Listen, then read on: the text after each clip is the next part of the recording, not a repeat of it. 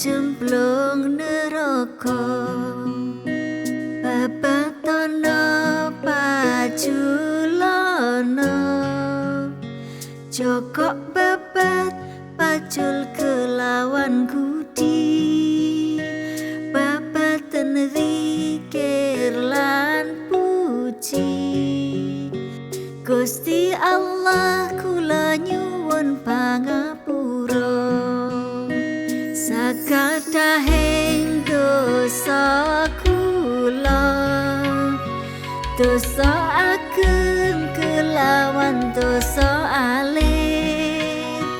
Babatan zikir lan puji, Gusti Allah kula nyuwun pangapura. Iyon iyon iyon badan, angiyon susahing ati.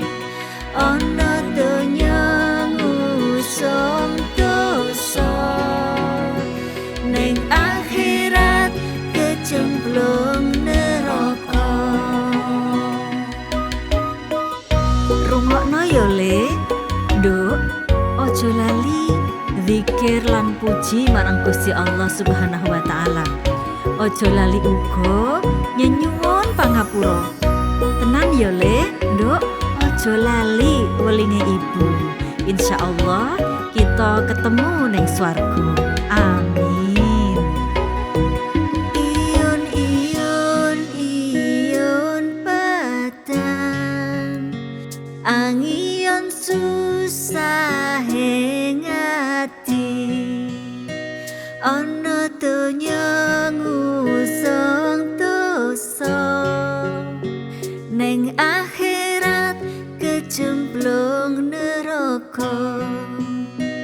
Babatono paculana, jokok babat pacul kelawan kudi. Babatan zikir lan puji, Gusti Allah kula nyuwun pangapura. Sakadahing dosa kula, dosa ageng kelawan dosa alit.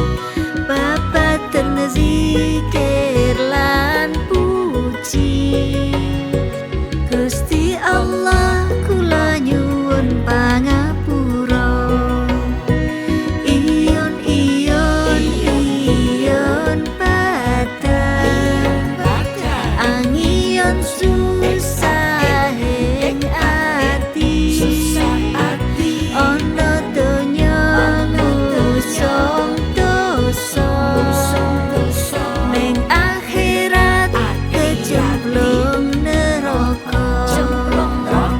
Babatan zikir lan puji, Gusti Allah kula nyuwun pangapura.